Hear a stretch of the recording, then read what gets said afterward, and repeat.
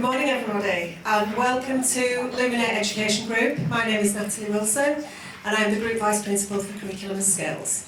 I would very much like to welcome our guests, Microsoft, today for our National Apprenticeship Week event and for our fabulous AI and regional growth. I'm sure today is going to be inspirational for all of you. I'm delighted to welcome Darren Hardman, the CEO of Microsoft, and some very important guests. So Darren.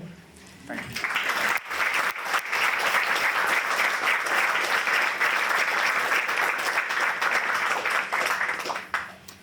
Well, thank you. It's a great pleasure to be here today at Printworks. It's an amazing facility and a place where I can see with my own eyes talking to some of the students. This is a place where careers are going to be made, no question. Microsoft has a long history of supporting this particular week, the National Apprenticeship Week, not just for our own needs in terms of inside of Microsoft, but in terms of how we work with our partners and our ecosystem to create destinations for apprenticeships across the UK economy. During the last 15 years, in fact, we've supported over 40,000 apprenticeships finding work in that network of partners and end customers, and so we're very proud of that. I'm absolutely delighted that we'll shortly be hearing from Chancellor of the Exchequer, Reeves. Before that, I just wanted to comment on the AI economy. AI is a transformative technology, there's no question about that. It has the power to transform economies, it has the power to create new industries, it has the power to help support productivity across both the commercial sector and the public sector. But it's a real lever for driving not just local economic growth in places like here in Leeds, but also the national economy in terms of creating new businesses that we can go out and support the UK in terms of that global reach.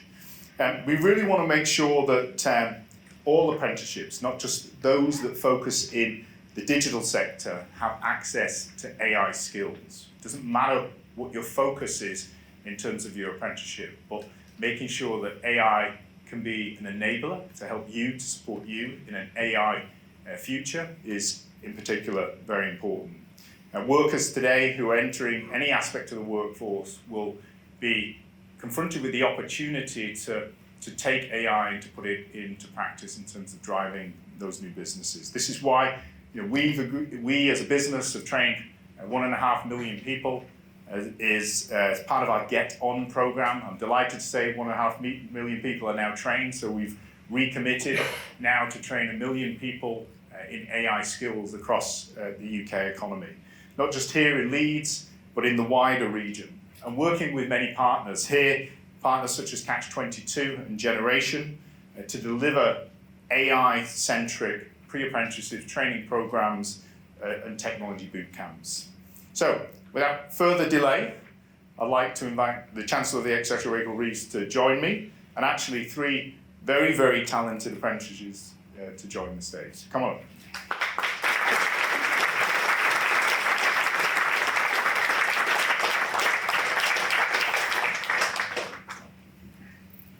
Well, thank you very much, Darren, and it's wonderful to be here with all of you in Leeds this morning, as well as being Chancellor of the Exchequer. I'm also the MP for Leeds West and Pudsey, so it's a special pleasure for me to be in Leeds this morning with you all. And as Darren said, there are huge opportunities to grow our economy through the use of technology and AI. And 2 of the missions of this Labour government are to grow the economy, but also to expand opportunities for young people. And apprenticeships play a huge role in both of those missions. Apprenticeships are about ensuring our economy has the skills that it needs, the skills that businesses need to grow and create more jobs, but also apprenticeships offer a huge opportunity to expand the life chances of young people. And we're determined as a government to really expand the apprenticeship programme and make it fit for purpose, listening to what businesses and what apprentices have told us about the need for shorter, more flexible courses that match the skills needs, the real skills needs that exist in our economy, and also flexing some of the maths and English qualifications within the apprenticeship programme so we can crack on and meet the skills needs that we have as an economy, including in areas like data, tech and AI, which have the opportunity to be transformational, but not just for frontier firms like Microsoft, but also right through the supply chain, to make sure that all businesses, big and small, are taking advantage of the productivity enhancements that we can get so we can compete globally and export around the world.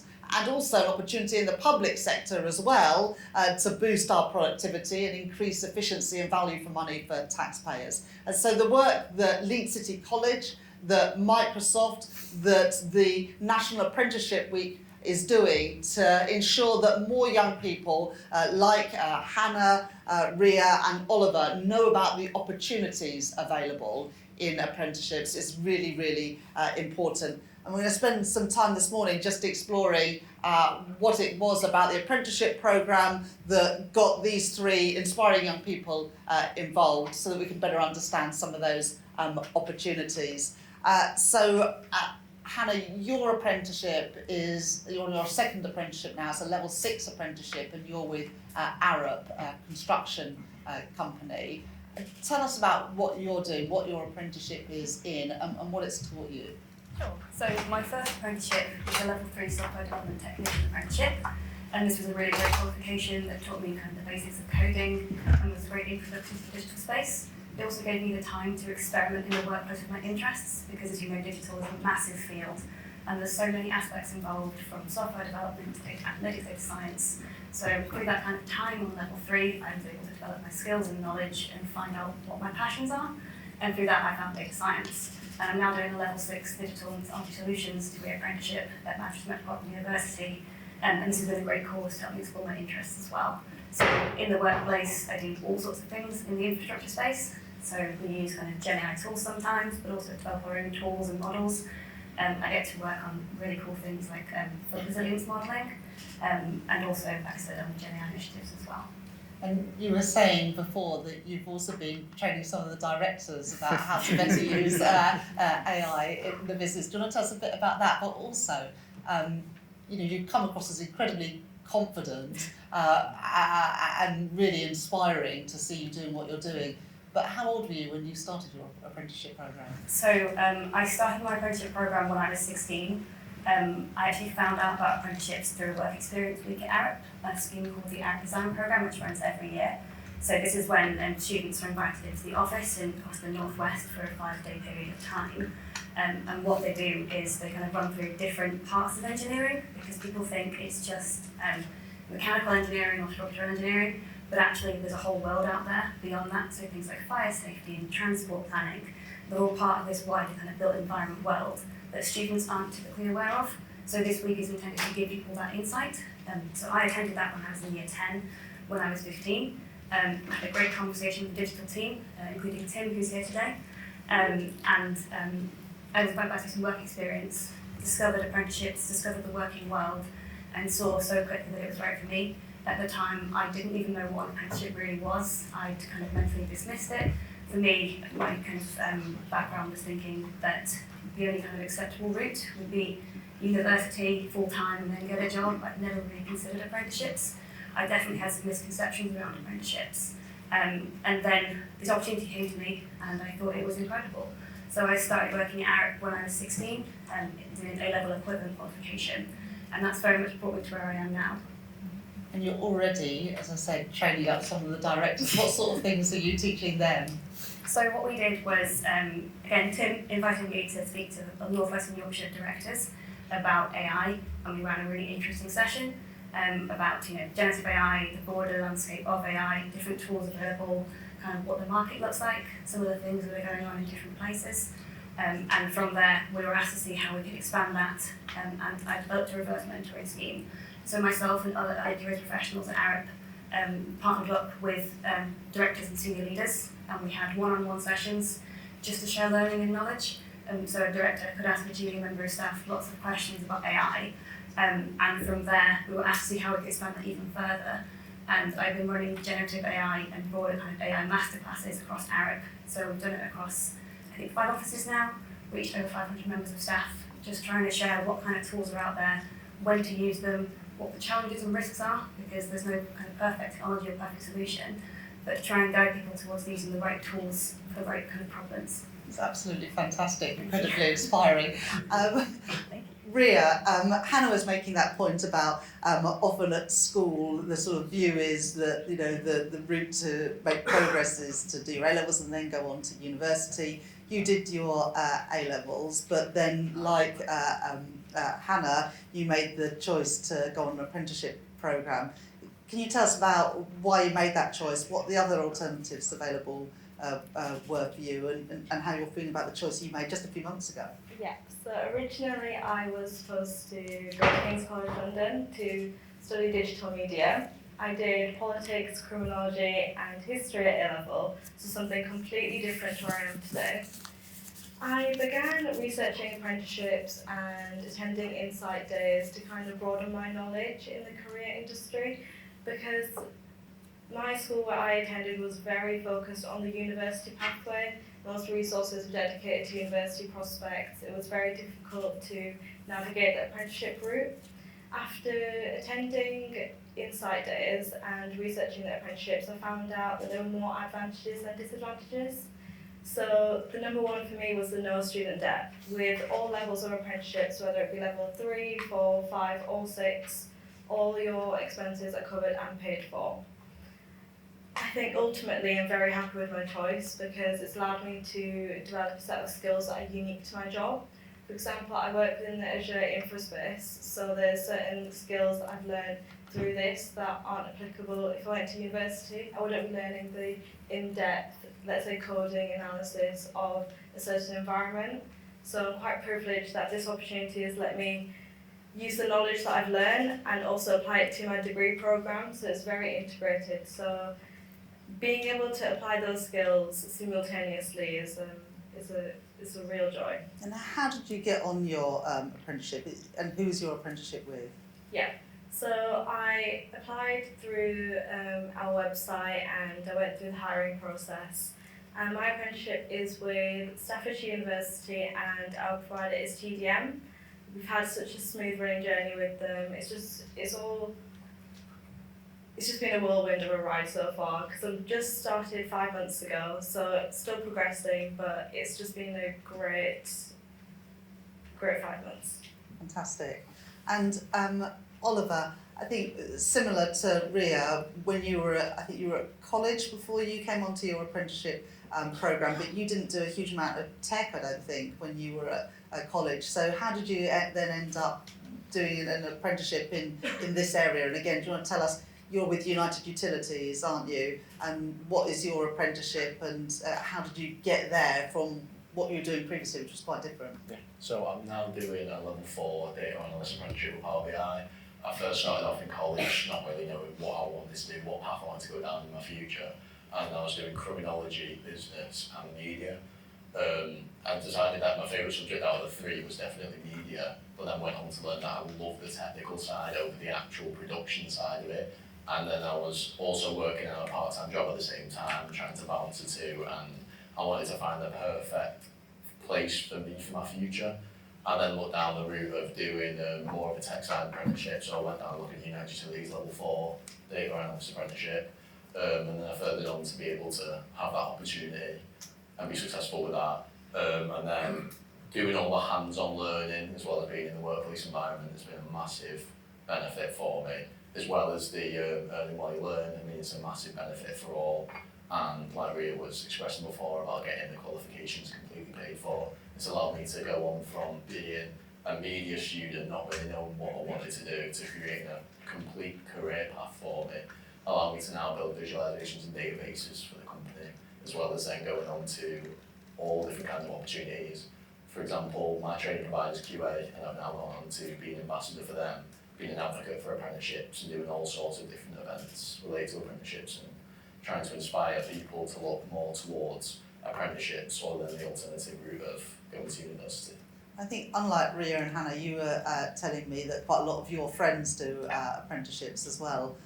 What sorts of things are they doing? Yeah, so definitely. So all of my friends in my friend group are all in the trade-related apprenticeships. So I have 2 friends that are electricians, going on to be electricians, and one that's going on to be a plumber.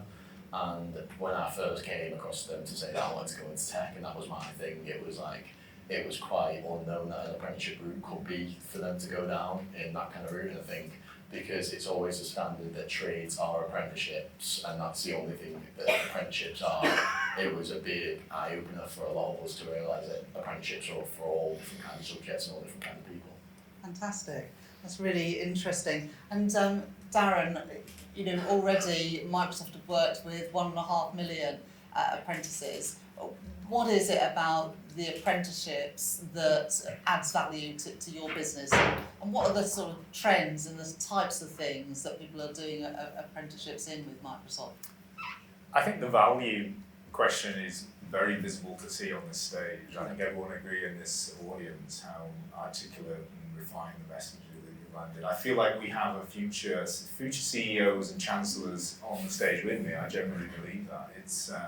It's passionate to see. And you know, the apprenticeship program for us is significant. It's not just within Microsoft, like the roles that Reeves is doing, but it's actually through our partners and our customers. All of our customers are represented on this stage today. And so the reach of the program becomes profound. And you heard every one of the panelists here talking about the application of AI or Microsoft technology in the context of the things that they're doing.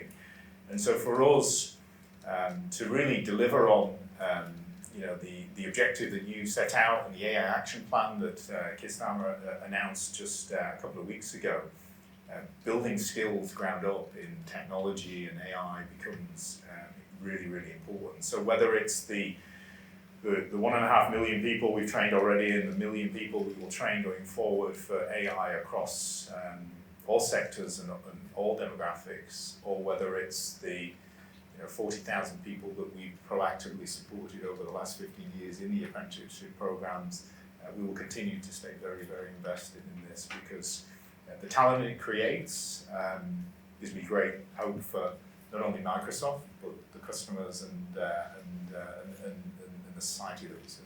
Must have changed a lot in 15 years about what people are actually studying and the sorts of things you're looking for as a business.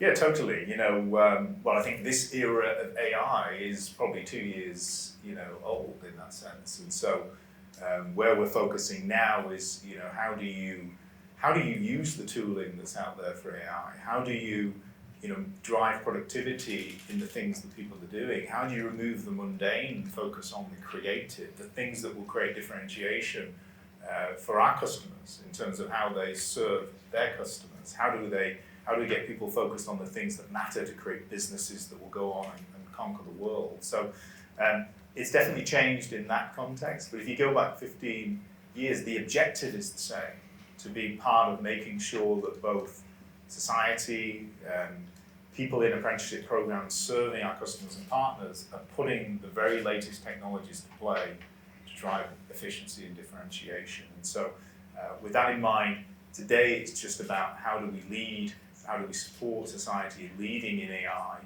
so that, again, businesses here can go on and make a difference. And Hannah, you started your first apprenticeship, was it 2 years ago? 2019. Oh, okay. So 5 years, 6 Yes. years that you did your first apprenticeship, and this is obviously National Apprenticeship Week. I know that you already talk to a lot of young people thinking about their futures, but what would you say were the main positives about doing an apprenticeship and why other young people should consider it? I think the main positive for me was being able to get out of the classroom and do something real. I never would have found data science as my kind of passion without the apprenticeship route that gave me the chance to explore my interests, like investigate different fields, work with different people, talk to experts, and really get that hands-on experience. Coming out of school, I didn't do a computer science GCSE.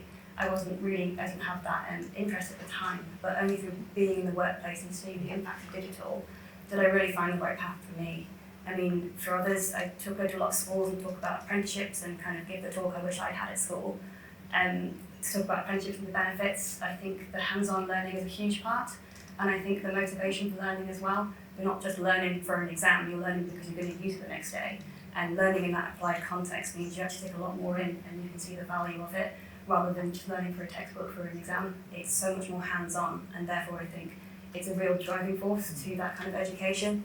Additionally, I think there's always benefits of not having to pay the fees, and being in a company, that's always the benefit of apprenticeships.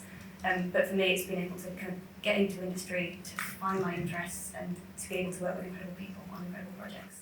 And in the 5 years that you've been in the business, obviously technology has changed hugely. Yes.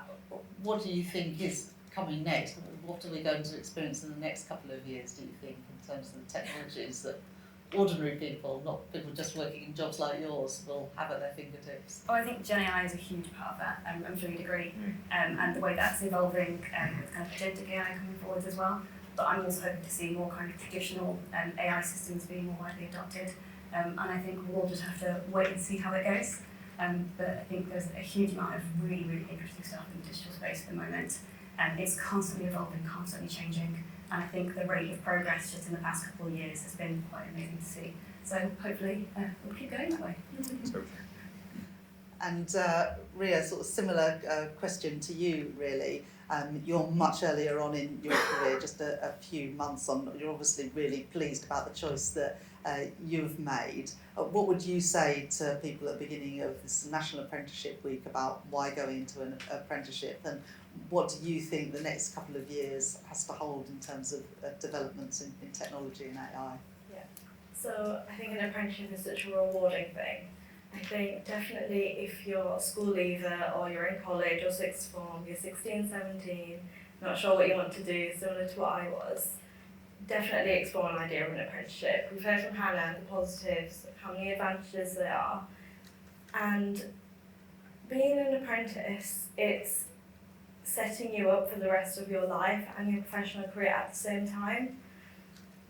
You're going to accumulate skills that other people won't have if they went to university.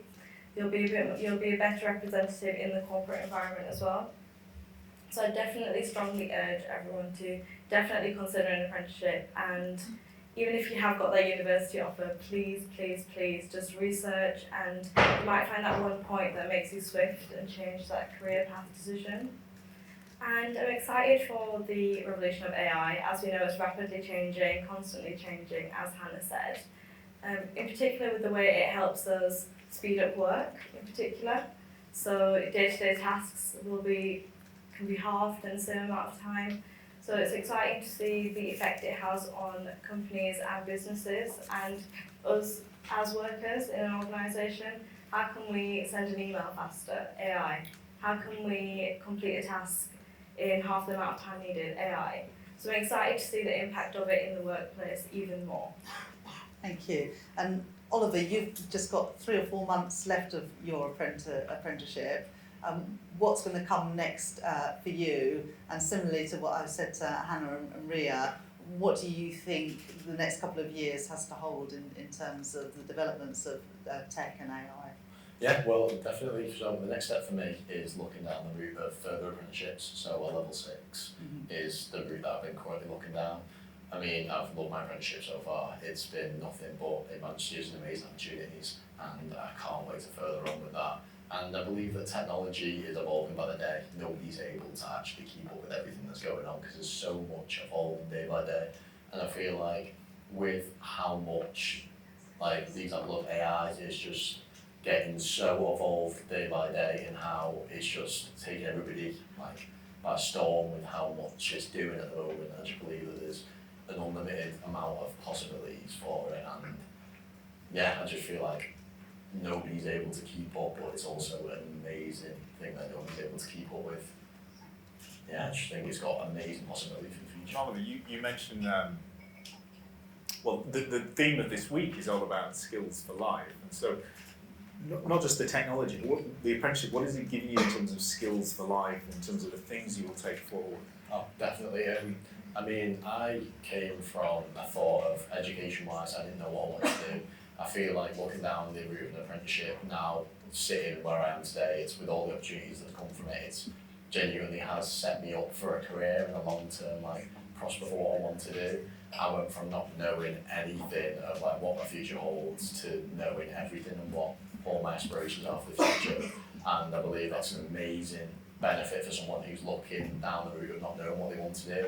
from someone first hand telling you that they had no idea where they wanted to be tomorrow, never mind in 5 years, to then going and saying that I can proudly go along saying I know what I want to do for the next 5 years. It really gives people purpose, and I feel like it's an amazing opportunity to take on board.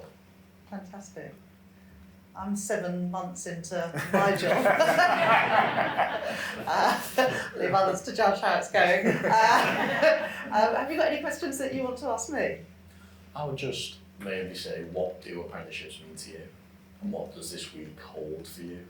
Yeah, so look, when I was at secondary school, and I just don't remember anyone, this was in the mid-90s, I don't remember anyone looking at apprenticeship routes. A minority of people from my secondary school went on to university, maybe about 25%, maybe even a bit less than that. Most people just went straight out into work, but often wouldn't have training alongside that. And as a result, university was really, if you wanted to, have a career with sort of guaranteed good prospects, that was what you had to do, because I think the sort of training in the workplace just wasn't, what you're able to access today. So I think it's just brilliant to have these alternatives. I think also, look, you could have, gone to university if you'd wanted, I think all three of you. But for some people, the essays and the exams and that sort of formal academic route isn't right for them. And what I think is great about an apprenticeship, it's like, what you were saying, Hannah, it's very hands-on, you learn something and the next day you apply it. It's obviously relevant and immediately relevant while you're doing what you're doing in a way that sometimes university isn't. So I just think having those alternatives for young people, that they can pursue different routes that match their aspirations and also their preferences for ways of learning, I think that's really exciting. And I think also, Oliver, the point that you were making about the sort of traditional view that an apprenticeship is in a trade, well, absolutely, if you want to be, an electrician or a plumber, apprenticeship is the way to go. But actually, there's loads of other careers where apprenticeship is the way to go as well. And I think, again, like what Ria was saying, young people knowing that and being informed of all the options is you've all three of you, worked to find what was available. Maybe a bit of luck, you did that work experience and then you found out about those options. For some reason you decided to look at alternatives even though you had a great offer in front of you, and you were a bit lost, weren't really sure what you wanted to do. But I guess it would be really good, and that's what I think National Apprenticeship Week is about, trying to make sure that more people know about those opportunities, and that's why it's so great you're going back to schools and colleges and talking about your experience, so that maybe somebody else will have that sort of spark of an idea. Yes, maybe this is for me, in the same way that you were able to access those ideas. And there's massive skill shortages in the economy, and tech and AI is one of those areas. Construction is another area where there are real skill shortages in the economy. So it's fantastic for all of you. You're going to be in really high demand through the rest of your careers. But if we're going to be successful as a whole economy, not just your three lives, but our whole economy, then we need more young people and more older people learning these skills and training up. And an apprenticeship is a really efficient way of making sure people have got those skills to meet that demand in the economy. Anna or Ria, to ask a question? I'll go next. As we all know, you're the first female Chancellor of the Exchequer, which is amazing. How do you feel being part of that?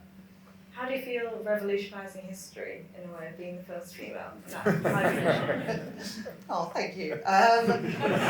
So the position of Chancellor has existed for 800 years, and there's never been a woman in the job. And when I'm in 11 Downing Street, which is where I work, but also now live, the staircase has got a picture of all the previous chancellors. Obviously, there's also the Prime Minister's staircase that's got all the pictures of the Prime Ministers. Quite a lot of pictures for the last few years. But on the Chancellor's staircase, there's not a single woman. And it won't be until I leave the job that a picture, I think, of me will go up. But it is crazy to think in 800 years there's never been a woman doing that job. And I started my career in economics and finance. My first job was at the Bank of England. And my graduate intake there, I went to university and studied. My graduate intake, there were 36 of us, and only 6 of us were women. And economics and finance, certainly when I started my career at the beginning of the 2000s, was very male dominated. Now it has changed. There's now women running some of our banks and insurance firms, which is fantastic, but there are still quite a lot of jobs in my area in economics and finance that have never been done by women. And I think, for me, it's I've got a huge privilege in my life to be able to do this job. It's a job I've always wanted. But also I feel like there's a big responsibility to show our daughters and our granddaughters that there should be no ceiling on their ambitions, that whatever their dreams and aspirations, wherever they take them, there's nothing that they can't do.